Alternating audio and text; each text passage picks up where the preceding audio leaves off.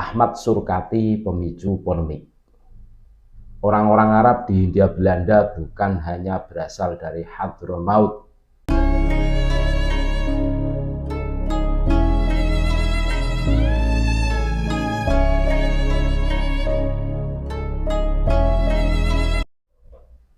Assalamualaikum warahmatullahi wabarakatuh.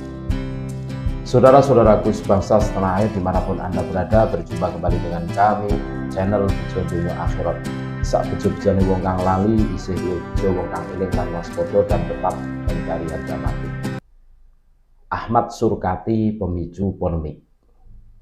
Orang-orang Arab di Hindia Belanda bukan hanya berasal dari Hadramaut. Berabad-abad sebelumnya, orang Arab dari berbagai kawasan termasuk Gujarat, India sudah ada di Nusantara. Namun pada abad ke-19 dan kian masif sejak awal abad ke-20, orang-orang Arab dari Hadramaut semakin menonjol. Berdiri koloni-koloni Hadramaut di berbagai kota koloni, dari Batavia, Cirebon, Semarang, Pekalongan, hingga Surabaya.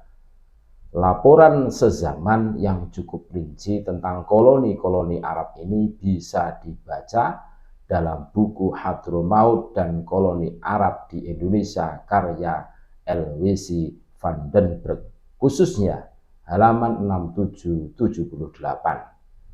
Gagasan modern tak terhindarkan menerpa orang-orang Hadramaut ini, hampir bersamaan dengan modernisasi kehidupan orang Cina di Hindia Belanda. Salah satu indikasinya adalah kemunculan Jamiatul Khair pada 1901 yang baru disahkan pemerintah kolonial pada 1905. Kepemimpinan awal organisasi ini didominasi kelompok dari Marga bin Syahab dan Al-Masyhur.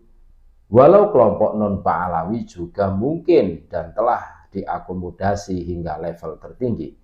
Seorang non-Pahlawi, Salim bin Awad Bal-Wa'il, bahkan menjadi wakil ketua organisasi itu pada 1906.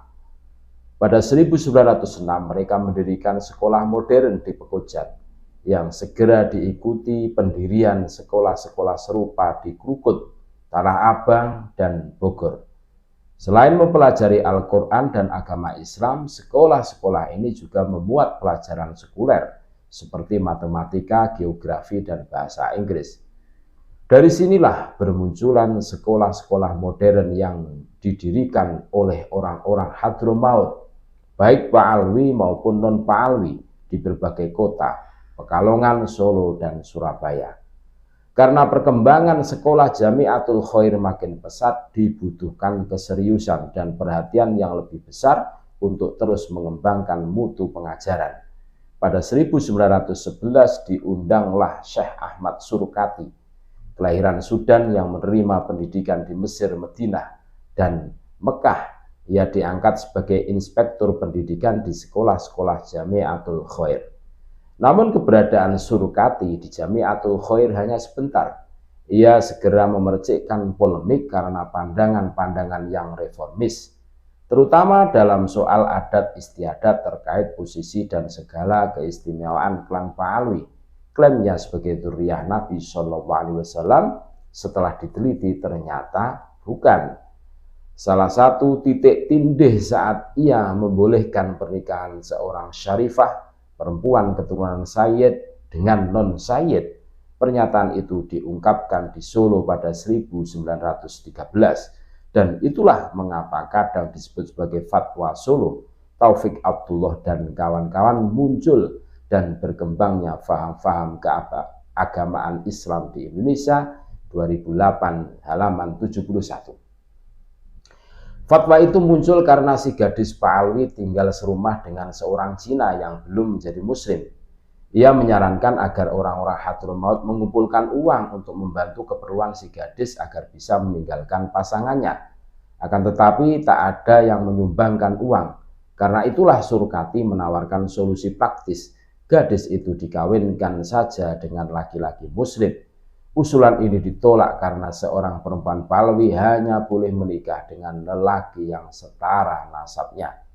Tak hanya itu, Surkati menampik keharusan orang-orang non-Pahlawi untuk mencium tangan para Pahlawi. Salah satu pengikut anjuran Surkati adalah Umar Mangkus, seorang Hadromi non-Pahlawi yang aktif dalam pendirian Jamiatul Khair. Surkati bahkan mengatakan panggilan sebagai gelar kehormatan tidaklah tepat karena baginya itu setara panggilan minir dalam Belanda atau Monsieur dalam Prancis. Hub de Jong, Jakarta, Batavia, Sosiokultural, Esai 2000 halaman 153.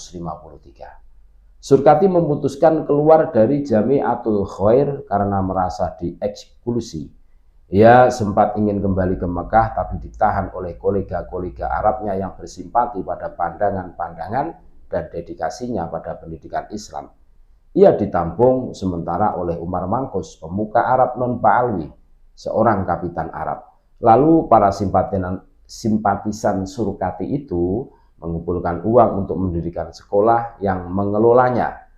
Diserahkan kepada Surkati. Sekolah itu berada di Jati Petamburan dan dari sanalah cikal bakal berdirinya Al-Irsyad Al-Islamiyah wal Irsyad Al-Arabiyah.